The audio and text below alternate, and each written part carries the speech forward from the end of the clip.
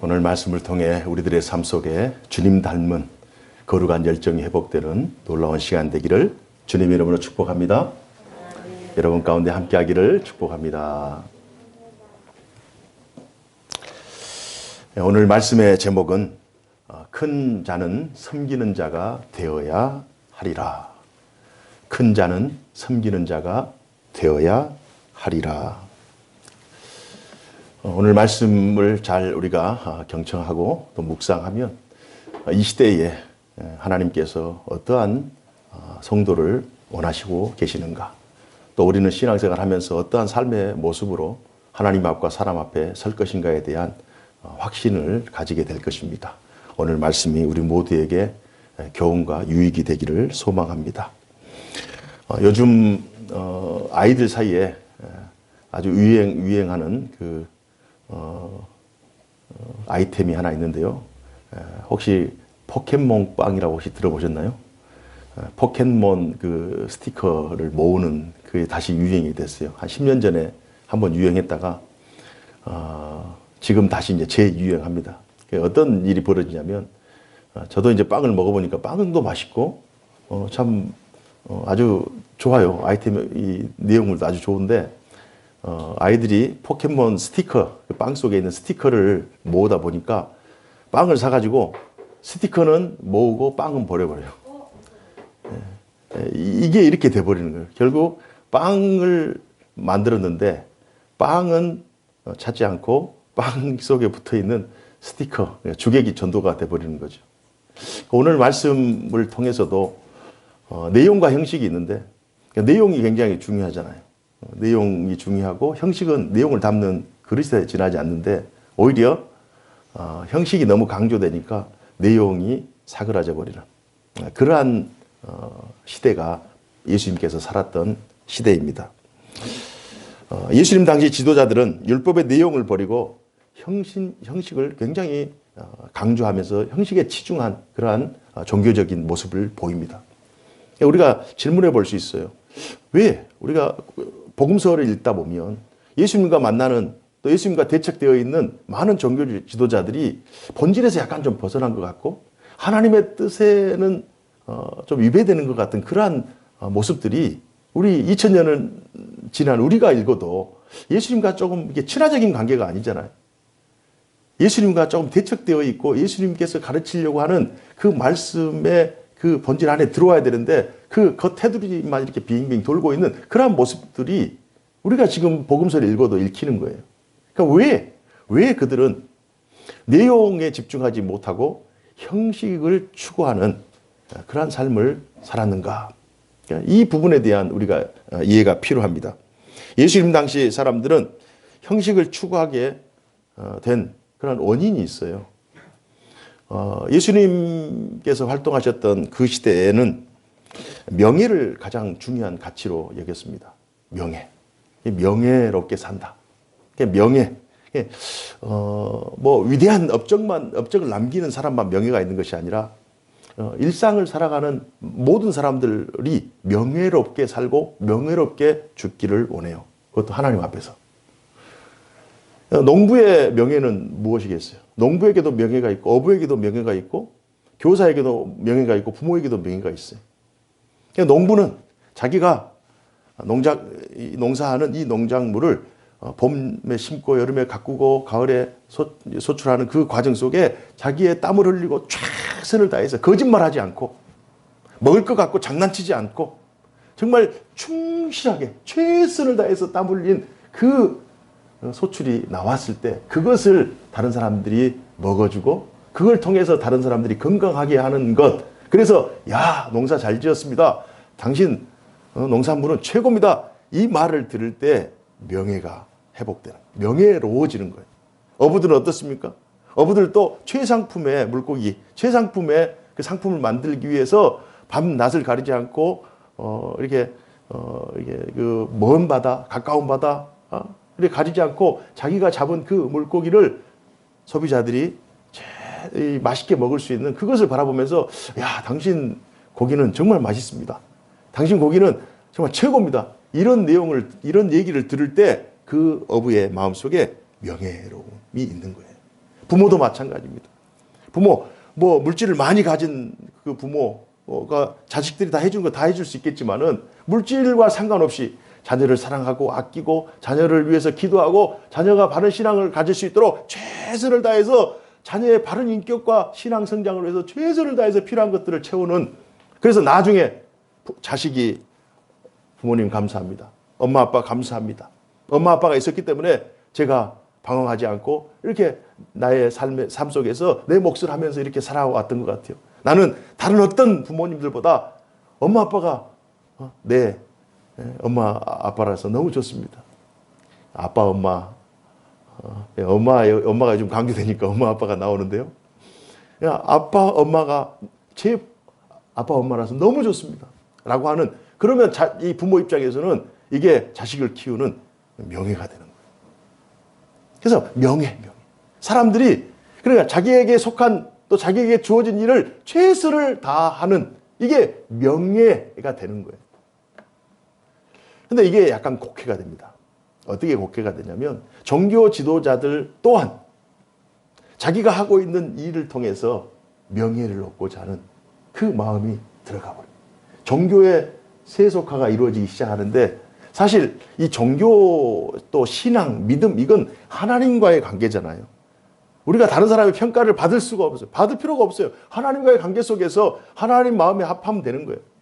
그러나 종교 지도자들은 자신들도 사람들이 명예를 최고의 가치로 여기기 때문에 종교 생활하면서 자기들이 얻게 되는 그 자기들 행하는 것들을 통해서 명예를 얻고자 하는 그 욕심이 들어가 버린 거예요. 그러면서 변질되기 시작합니다. 우리가 읽었던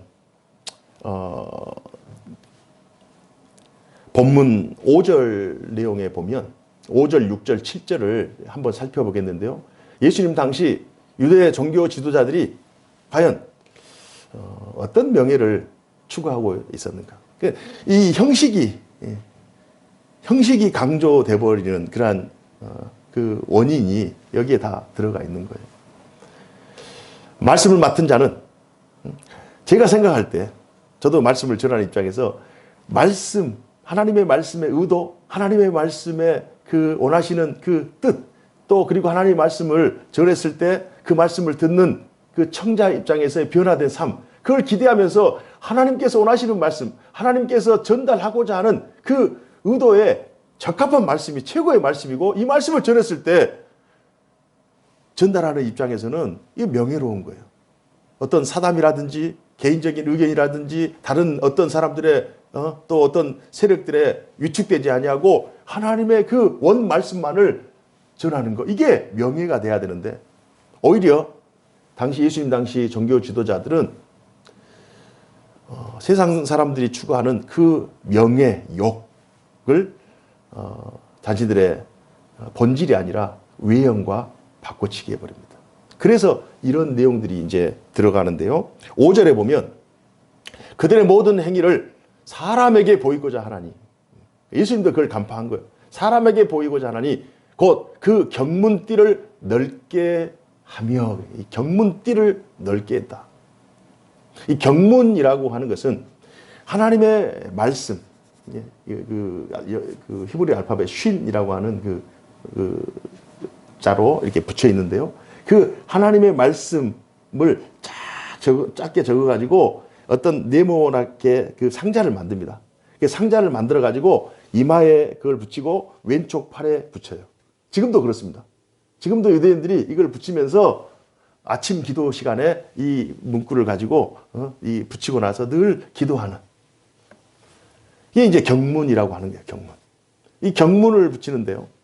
경문의 크기가 제한되지 않았습니다. 뭐 규격이 있는 거 아니에요. 그래서 작기도 하고 크기도 합니다만은 그 경문띠를 나는 더 거룩하다, 나는 더 경건하다 하면서 그 경문띠를 막 넓히는 거예요. 넓히는 거예요. 그래서 이 손구를 기록한 이 종이가 들어있는 이 상자를 365일 중에 300일을 붙이고 기도를 합니다. 안식일 52일 빼고, 그리고 절기 13일을 빼는 365일 가운데 65일이 빠진 300일 동안 이 띠를 경문띠를 이마와 왼쪽 팔에 감고 기도를 하는데 이게 뭐 더 길어지고 이게 넓어지고 띠가 그리고 이 크기가 더 커지고 그러면서 나는 이렇게 말씀을 많이 알고 이렇게 말씀에 통달한 사람이다. 말씀에 이렇게 헌신한 사람이다. 라고 하면서 300일 동안을 막 붙이고 다니는 거예요. 그럼 그 사람들이 그걸 보면서 아, 당신은 위대한 납비입니다. 위대한 종교인입니다. 이렇게 생각할 수 있도록 이걸 더 확장시켜 나가는 그러한 모습들을 예수님께서 바라보시는 거예요. 그리고 옷술을 길게 하였다. 이 속옷과 겉옷이 있으면 겉옷에 그 술을 길게 해서 더 거룩하게 옛날 양반들처럼 거룩하게 이런 모습들을 하면서 지냅니다. 6절에 보면요. 예수님께서 아주 적나라하게 말씀하고 있어요. 6절에 보면 잔치의 윗자리와 회당의 높은 자리에 앉으려고 합니다. 잔치가 벌어지면은 이제 잔치의 주인이 잔치를 배설하는 주인이 손님들을 초청할 거 아니에요. 그러면 첫째 좌석, 둘째 좌석, 셋째 좌석 이렇게 자리가 정해지는데 가장 그 잔치에서 가장 크게 헌신하고 봉사한 자리가 첫째 자리입니다. 그 잔치를 준비하기 위해서 최고로 봉사한 자리가 첫째 자리고요. 그리고 최고로 중요한 사람, 그 잔치의 VIP는 두 번째 자리입니다. 그리고 주인이 셋째 자리에 앉고 그 다음 넷째, 다섯째가 되는 거예요. 그러나 사람들이 그 둘째 자리에 앉으려고 주인이 이게 본인이 둘째 자리에 앉으려고 하는데 주인도 당신이 가장 중요합니다. 그러면 문제가 없는데 주인이 생각할 때 다른 사람도 중요한데 엉뚱한 사람들이 둘째 자리에 앉아 있는 거예요. 그러면 주인이 가가지고 실례합니다만은 당신 말고 더 중요한 사람이 오니까 당신은 넷째 자리에 가서 앉으십시오. 그러면 얼마나 창피하겠는 거예요. 이 사람들이 자리 욕심 있는 거예요. 더 중요한 자리. 자신들이 더 명예롭게 더 높임을 받을 수 있는 그 자리에 욕심을 내는 것입니다. 그러한 시대예요. 명예를 명예롭게 생각하지 않고 다른 사람들이 인정할 때 진정한 명예지. 자기가 명예롭다. 나는 명예롭다. 나는 영광스럽다. 한다고 해서 영광스러워지는 것이 아니라는 사실입니다. 회당의 높은 자리도 마찬가지고요. 7절의 내용에 보면 시장에서 문안받는 것. 시장에서 문안받는 것. 시장에서 문안받는 사람은 우리가 생각해 볼 때 이제 나이 지긋한 신분, 덕망이 있고 연륜이 있고 사람들이 존경하는 그러한 사람들. 한마디로 하면 노인분들이죠. 유대 사회에서 60세 이상 되신 분들은 자켄이라고 합니다. 자켄. 어른. 사람들이 존경합니다. 왜 존경하냐면 하나님이 유대인들은 이 인간의 그 수명, 인간의 연수를 하나님이 정하신다고 생각하는 믿음이 있었어요. 우리도 마찬가지잖아요. 생명의 연한은 하나님께 있는 거예요. 그런데 20대, 30대, 40대, 50대, 60대 지나면서 60대 이상 돼도 생명이 보존되어 있다고 하는 것은 하나님께서 그 사람에게 은혜를 베푸신 거예요. 이런 인식이 있었어요. 이런 인식. 물론 우리가 인생을 살다 보면 우리의 사명이 다하면 하나님께서 부르시는 것은 당연합니다. 그러나 그 당시에 보편적으로 또 60 이상 사신 분들이 그리 많지 않기 때문에 그냥 60 이상 되신 분들은 그냥 하나님께 은혜를 받았다 생각하면서 사회적인 통념상으로 그냥 존경해주고 그런 인정해주고 그런 문화였어요. 그래서 이걸 명예로 알고 있었던 거예요. 그래서 시장에서 문안받는 것. 그러나 60이 물리적인 숫자로 60이 넘었다고 해서 모든 사람들이 다 인격적으로 또는 삶 속에서 완숙하고 또 많은 사람들에게 존경을 받을 만한 그 지혜가 있느냐? 그건 아니잖아요. 나이가 많다고 해서 또 나이가 들었다고 해서 다 지혜로운 건 아니잖아요. 젊은 사람도 정말 열심히 노력하고 학습하고 연구하고 최선을 다하면 더 지혜로울 수 있는 거예요. 그러나 나이 드신 분들에게 하시는 말씀이에요. 60 이상 되신 분들이 하나님의 은혜로 나는 살았습니다 하면서 오히려 다른 사람들이 높여줄 때 겸손하면 얼마나 아름답겠냐 말이에요. 그러나 다른 사람들이 시장에서 문안하고 인사하는 걸 가지고 왜 너는 인사 안 하냐? 왜 너는 나를 존경하지 않느냐? 이런 식으로 자신의 나이 많음을, 연수 많음을 이렇게 자랑하니까 이걸 또 명예라고 알기 때문에 사람들이 지적하는 거예요. 사람에게 랍비라 칭함을 받는 것도 마찬가지입니다. 이 랍비가 된다는 것은 그 당시에 굉장히 어렵습니다. 토라를 하루에 7장씩을 7년을 읽어야 랍비 자격이 주어지고 시험을 통과해야 정직 랍비가 되는 거예요. 지금도 마찬가지입니다. 지금 2022년 지금도 유대 이스라엘에서는 랍비가 죽었다. 위대한 랍비, 유명한 랍비가 죽었다. 그러면 온 나라에서 다 이 장례식에 참여하고요. 지금도 안식일을 지키기 때문에 이 좋은 랍비, 훌륭한 랍비가 있는 사는 그 땅이 다른 지역보다 훨씬 비쌉니다. 우리는 교통이 좋고 또 학군이 좋고 이런 접근성이 좋고 경치가 좋고 이런 땅이 우리나라에서 비싸지만 이스라엘은 좋은 랍비, 훌륭한 랍비가 사는 곳이 그 땅이 비싼 거예요. 왜냐하면 이 안식일에 이 거리 이동 제한이 있기 때문에 그 훌륭한 랍비가 있는 곳으로 사람들이 이동합니다. 랍비가 되는 거 쉽지 않아요. 그러나 랍비가 될 수 있는 것은 이렇게 이 하루에 토라를 7장씩 7년 동안을 읽고 시험을 봐서 랍비가 되는 경우가 있고, 두 번째, 예수님처럼 하나님 이 랍비 시험은 보지 않았지만 하나님의 말씀을 읽는데 또 해석해 주는데 탁월한 해석 능력을 가지고 있고 이 하나님 말씀의 전체를 다 이해해서 그 말씀을 쉽게 풀어내는 사람들을 랍비라 이렇게 선생님이라 칭함을 받아요. 사람들이 자신들의 지식을 자랑하고 싶은 거예요. 성경 지식을 자랑하고 싶은 거예요. 그래서 자격도 갖추지 않으면서 후자 두 번째 사람들이 자기를 선생님이라 혹은 훌륭한 성경 해석자라 이렇게 높여주기를 원하면서 자기가 명예를 추구하면서 이렇게 살아가는 사람들이 그 당시에 너무나도 많은 거예요. 종교 지도자들도 명예를 가지고 살고 있죠. 노인들도 명예를 가지고 살고 있죠. 연구하는 연구자들도 명예를 가지고 살고 있죠. 다른 많은 사람들도 다 이렇게 본질이 아니라 형식에 치우쳐서 다 높아지려고 하는 그러한 시대에 예수님께서 그 시대의 현상을 바라보신 거예요. 그래서 예수님께서 너희는 이런 사람을 본받지 말라. 너희는 이런 사람을 본받지 말라. 당시 종교 지도자들의 형식적인 신앙이 낳은 부조리 크게 한 3가지 정도 제가 생각해 보겠는데요. 비단 3가지뿐만이 아니라 수없이 많습니다. 그러나 이 시간이 짧으니까 3가지 정도만 말씀드리면, 예수님께서 미가서를 통해서 베들레헴에 탄생하신다는 이 말씀을 유대 율법사들은 알았어요, 몰랐어요? 알았어요. 동방의 박사들이 와가지고 이게 우리가 별을 보고 예배하러 왔다, 경배하러 왔다 그러니까 헤롯이 그러면 그곳이 어디냐? 그러니까 베들레헴입니다. 이걸 알았어요. 알았으면서도 메시아 탄생에 대해서는 함부로 밝히지 못하는 그러한 시대가 바로 예수님 당시 시대였어요.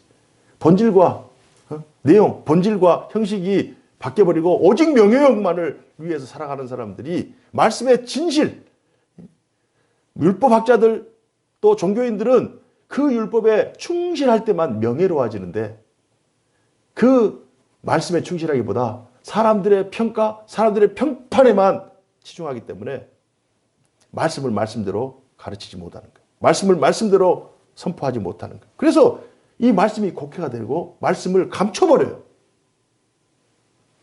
두 번째, 그리스도가 다윗의 후손이자, 지난주에 우리 살폈잖아요. 그리스도가 다윗의 후손이자 그리스도가 다윗의 주가 된다라고 하는 이 사실을 알면서도 얘기하지 않습니다. 그리고 그분이 예수 그리스도라고 하는 이 사실을 하나님의 말씀에 전문가가 아닌 일반 시민들, 일반 백성들도 다 알고 있는 사실들을 종교 지도자들이 함구해버려요. 말씀을 곡해하는 거예요. 말씀을 감춰버리는 거예요. 또한 6월절에 죄인 하나를 풀어주는 전통이 있었잖아요. 그래서 예수님을 빌라도는 예수님을 풀어주려고 했지만 그 거짓된 종교 지도자들의 유혹에 빠진 백성들이 그들의 선동에 동요가 돼서 결국 예수님 대신 강도 바라바를 풀어줘 버립니다. 이런 시대를 그들이 살아가고 있어요. 그러니까 내용과 형식이 완전히 바뀌어버린 그 시대상, 거기에서 예수님께서 여러 말씀들을 하시죠. 기자들 사이에요. 레포터, 기자들 사이에 이런 말들이 있다고 합니다. 정치인들, 그들이 취재를 할 거 아니에요? 그러니까 정치인들의 말을 믿지 말고 그들의 행동을 보라. 이런 얘기가 있다고. 정치인들은 말을 하게 되면 이 말은 뭐 100번을 말을 하더라도 이건 제대로 믿지 말고 그들이 어디에 가 있는가, 어떤 행동을 하고 있는가, 그걸 보면서 믿으면 된다는 거예요. 기자들이 하는 얘기입니다. 의사들은 그들의 말은 믿고 그들의 행동은 믿지 말라는 거예요. 환자들을 치료하잖아요. 그리고 환자들 진단해 주잖아요. 그들의 말은 제대로 맞아요. 그러나 의사들이 환자들에게 처방한 대로 의사들이 사느냐? 그러지 못해요. 의사들이 막 폭탄 좀 마시고, 의사들이 흡연하고, 의사들이 마약하고, 의사들이 엉뚱하게 행동하면서 자기 몸을 돌보지 않습니다. 여러분 무엇을 생각하세요? 정치인들은 그들이 바른 말, 좋은 말을 많이 해요. 그러니까 갑자기 막 단일화가 하루에 막 안 된다고 했다가 막 일어나기도 하고, 사표하지 않는다고 사표해버리고, 엉뚱하게 막 그런 얘기 하잖아요. 나는 이렇게 강조하지만 엉뚱한 일들 하고 있는데, 그러니까 그들이 행한 행동을 보고 판단해라. 의사들은 그들이 하는 행동하고 상관없이 그들의 말을 믿으라. 양쪽에 약간 문제가 있는 것 같죠. 신자들은 어떨까요? 신자들은 우리들이 하는 말도 믿고 우리들이 행하는 행동도 사람들이 믿을 정도 돼야 된다는 거예요. 그 정도까지 가야 된다는 거예요. 마태복음 23장 11절에서 12절 말씀 다 같이 한번 읽어보십시다. 11절 12절 말씀 시작. 너희 중에 큰 자는 너희를 섬기는 자가 되어야 하리라. 누구든지 자기를 높이는 자는 낮아지고 누구든지 자기를 낮추는 자는 높아지리라. 예수님께서 이 말씀을 하셨어요. 큰 자와 작은 자. 큰 자와 작은 자. 누가 큰 자이고 누가 작은 자인가? 그리고 큰 자는 작은 자 앞에서 어떻게 행해야 될 것인가? 비근한 예로 성경 속에서 큰 자, 작은 자. 모세는 큰 자고 여호수아는 작은 자죠. 모세는 민족의 지도자요, 하나님의 말씀을 전하는 선지자예요. 율법자예요. 율법학자예요. 그래서 모세는 큰 자예요. 여호수아는 모세를 수종드는 모세의 시종이에요. 큰 자, 작은 자. 그러나 고대 시대에는 큰 자가 작은 자를 섬겼다, 큰 자가 작은 자를 섬긴다, 이게 잘 되지 않아요. 잘 되지 않아요.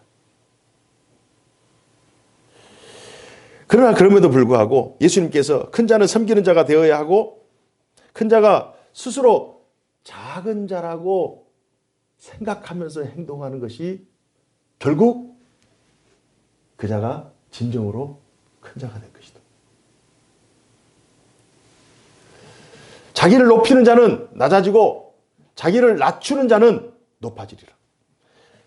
큰 자가 지위상으로 또 가지고 있는 어떤 권한이나 어떤 능력 면에서 커요. 큰 자가 어떤 소셜 포지션, 사회적인 지위로만 큰 자에 머물러 버리면 이 명예롭지 않은 거예요. 그러나 큰 자가 진실로 진정으로 커진다는 것은, 높아진다는 것은 이 큰 자가 자신을 낮출 때 사람들이 진정으로 그를 높여주는 거예요. 진정으로 높여주는 거예요. 모세가 여호수아 앞에서 자기가 큰 자라고 해서 큰 자임을 주장하지 않습니다. 오히려 여호수아를 더 크게 보고 자기가 가지고 있는 모든 권한을 자기의 종에게 위임해버려요. 그런 의미에서 이 모세는 진실로 큰 자가 되는 거예요. 그래서 여호수아 역시 그 막중한 사명을 이어받으면서 두렵고 떨리는 마음으로 큰 자인 모세의 길을 걷기 위해 최선을 다합니다.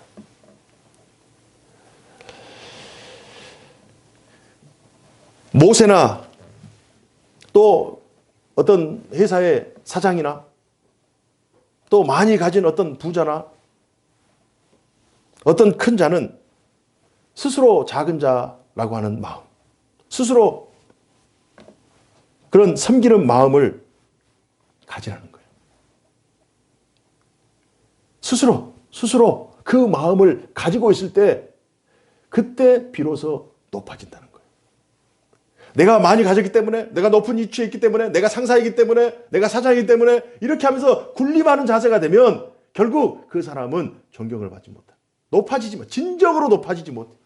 그 사람이 낮춰져 버리면 사람들이 그를 높인다는 거예요. 이게 진정한 명예가 되는 거예요. 믿음 안에서 스스로 큰 자라고 생각하는 자는 결코 큰 자가 될 수 없다는 거예요.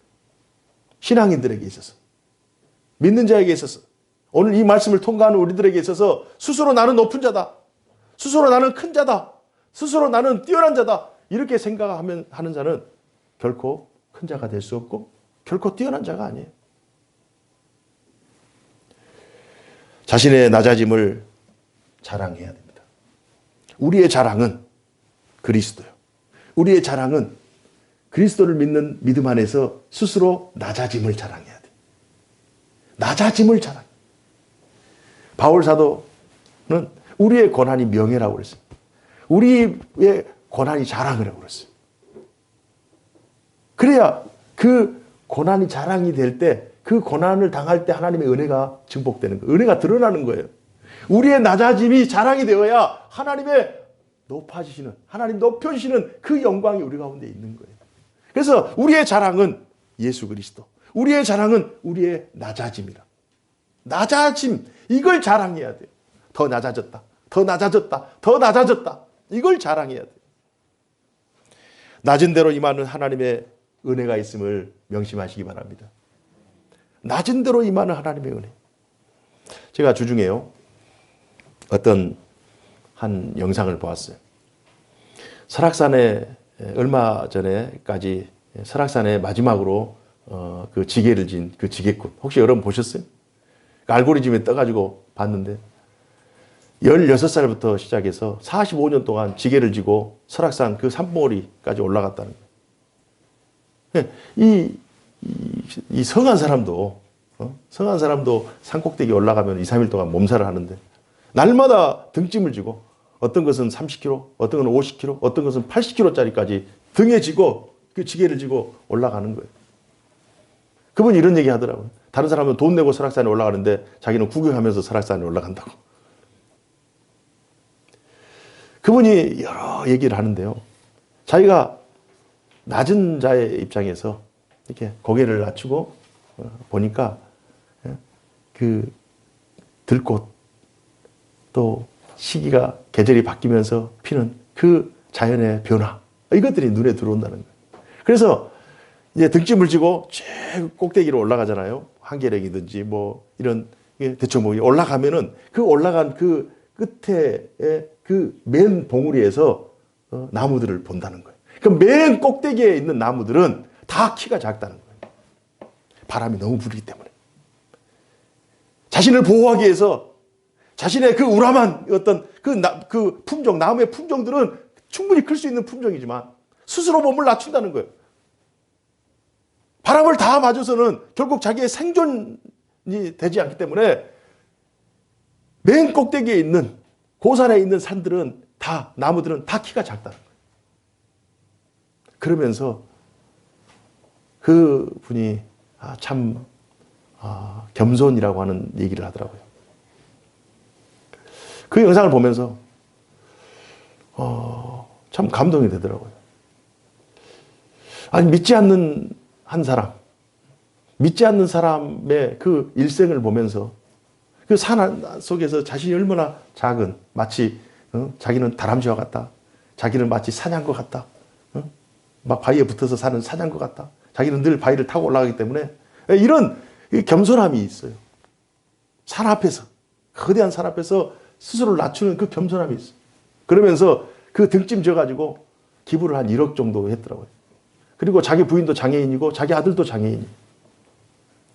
그러면서 자기가 지게 지고 살아가는 이것이 얼마나 감사한 일이고 나를 이렇게 채용해 준 사람들이 얼마나 고마운가 한 번도 불평해 보지 못했다는 거예요.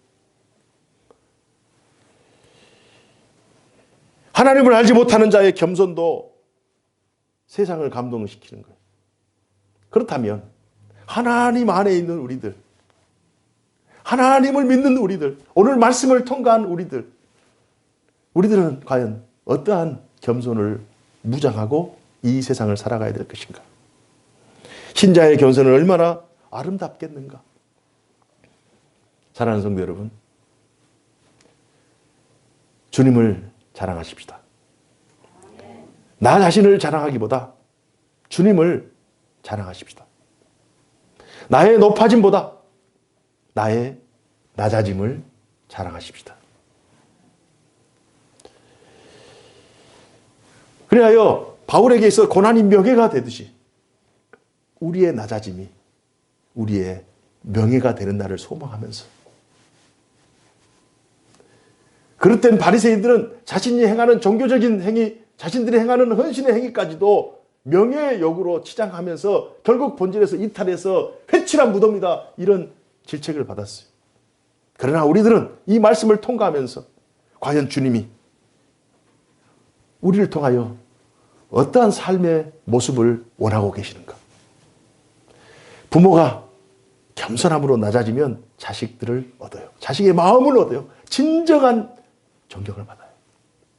상사가 정말 군림하는 자세가 아니라, 지적하는 자세가 아니라 섬기는 자세로, 포용하는 자세로, 이해하는 자세로 부하직원이나 동료를 대하면 그 사람들의 진심을 얻습니다. 진실된 충성을 얻습니다.